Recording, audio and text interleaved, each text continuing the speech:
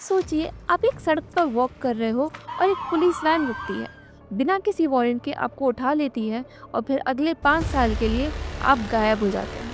अगर आपको लगता है कि स्क्विड गेम सिर्फ एक के ड्रामा था, एक फिक्शनल शो जहां लोग मारे जाते हैं पैसे के लिए, तो सोचिए फिर उन लोगों के बारे में जो बिना किसी गेम के, बिना किसी इनाम के, सिर्फ सर्वाइवल के लिए जी रहे थे।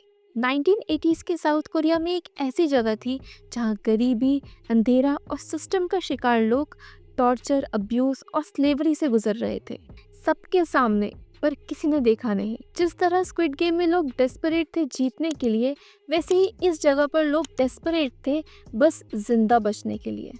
आज हम अनकवर करेंगे एक ऐसी कहानी जो साउथ कोरिया के पास्ट का सबसे बड़ा कलंक है।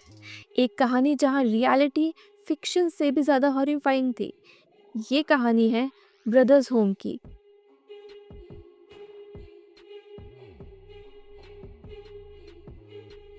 साउथ कोरिया आज एक ग्लोबल आइकन है। के पॉप, के ड्रामा, सैमसंग, ह्यूंडई, दुनिया इस देश की तरक्की की मिसाल देती है।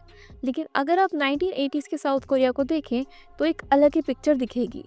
उस वक्त कंट्री डिक्टेटरशिप के अंडर थी, प्रेसिडेंट चुन दो हुआन की मिलिट्री के under. Freedom of speech almost non existent था। करप्शन, पुलिस ब्रुटैलिटी और पॉलिटिकल सप्रेशन हर कोने में था। साथ ही इकोनॉमिक इनइक्वालिटी भी एक्सट्रीम थी। कई लोग अनएम्प्लॉयमेंट, होमलेसनेस और हंगर का शिकार थे। स्ट्रीट पर रहने वाले लोग, प्रोटेस्ट करने वाले स्टूडेंट्स या ऑर्फन चिल्ड्रन, सभी को एक नज़र से देखा जाता था as a burden to society.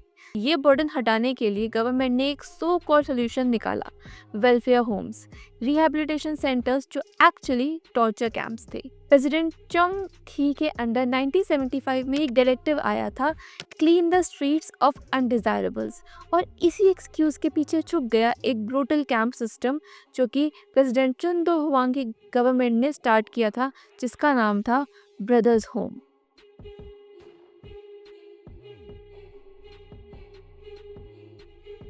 South Korea के बुसान सिटी के एक कोने में था ब्रदर्स होम। नाम तो सुना हुआ लगता है, पर इसका असली रूप किसने देखा नहीं था।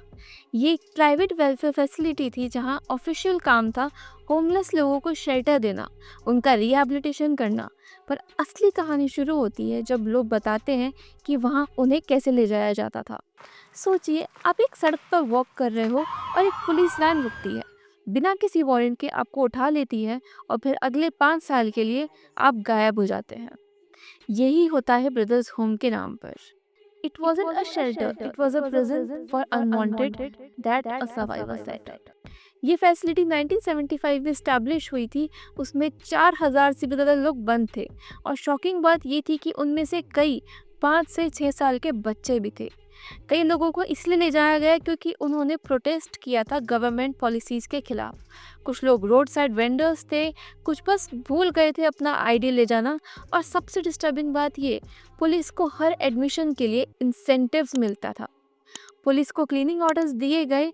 होमलेस, ऑर्फन्स, मेंटली इल और कुछ लोग बस अनलकी थे, और इन सबको उठा के ले जाया जाता था बिना किसी ट्रायल के, और उन्हें ब्रदर्स होम में वहाँ रख दिया जाता था।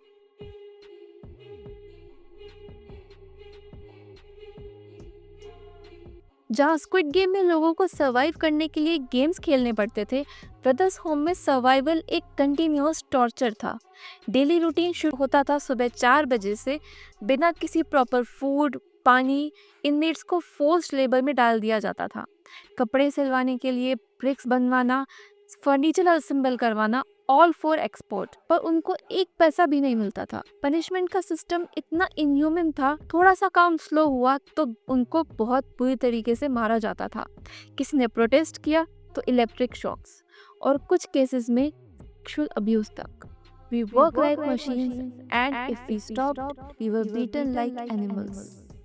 एक टॉर्चर मेथड था हॉट रूम, बंद कमरा जहां वेंटिलेशन नहीं होती थी, और वहां 10 से 15 लोगों को बंद कर दिया जाता बिना किसी पानी के।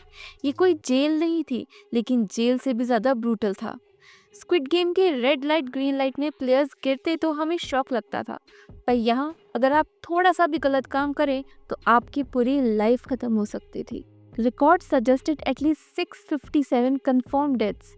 However, the actual number could be in thousands.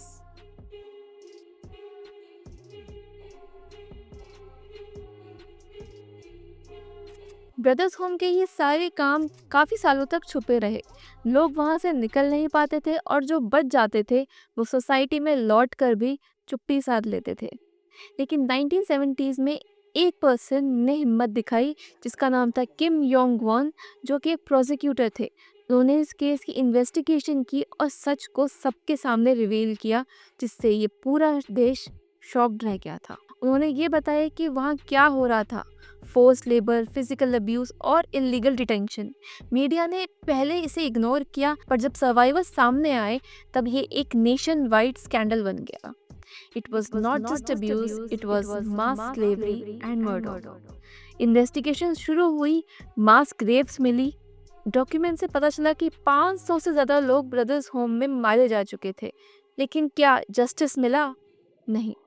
Brothers home के डायरेक्टर पार्क इन क्योन को सिर्फ एम्बेजलमेंट के चार्जेस लगे और अब्यूज और मर्डर के लिए कोई कन्विक्शन नहीं हुआ।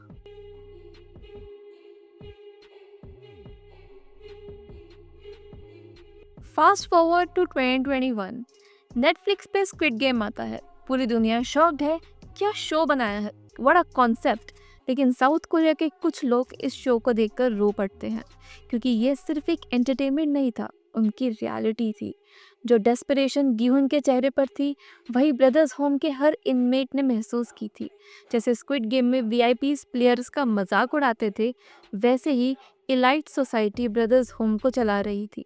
और जो लोग मरते थे उनका सिर्फ एक जुर्म था कि वो लोग गरीब थे। स्क्विड गेम के थीम्स, इनइक्वालिटी, एक्सप्लॉयटेशन, डीह्यूमनाइजेशन, ये सब उस हॉरर की फिक्शनल झलक थी। स्क्विड गेम के क्रिएटर ने कभी ये कंफर्म नहीं किया कि ये डायरेक्टली ब्रदर्स होम से इंस्पायर्ड है, लेकिन सिमिलैरिटीज काफ़ी थी। गेम में मार्जिनलाइज लोग, death game, masked cards, underground corruption, elite spectators, और यहाँ रियल लाइफ में सेम मार्जिनलाइज लोग, same brutality, same system failure. Art imitates life. Squid game ने एक तरह से दूर से ये दिखाया जो असली में वहाँ ब्रदर्स होम में अंदर हो रहा था। बस इस बार कैमरा चालू था और दुनिया ने ये पूरी कहानी देखी।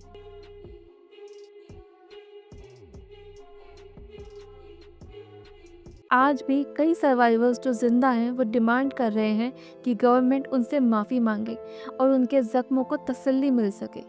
2021 में ये इन्वेस्टिगेशन दोबारा ओपन हुई। मास ग्रेव्स के साथ साथ और नए डॉक्यूमेंट्स मिले। कई सर्वाइवर्स थेरेपी में हैं, कुछ लोग स्टिल साइलेंस में हैं। ये कहानी एक कंट्री की नहीं है, एक सिस्टम की कहानी है जो पावरफुल लोगों को प्रोटेक्ट करता है और हेल्पलेस को पनिश करता है। ब्रदर्स होम तो बंद हो गया, लेकिन ऐसी जगहें दुनिया के हर कोने में अभी भी शायद कहीं एग्जिस्ट करती होंगी।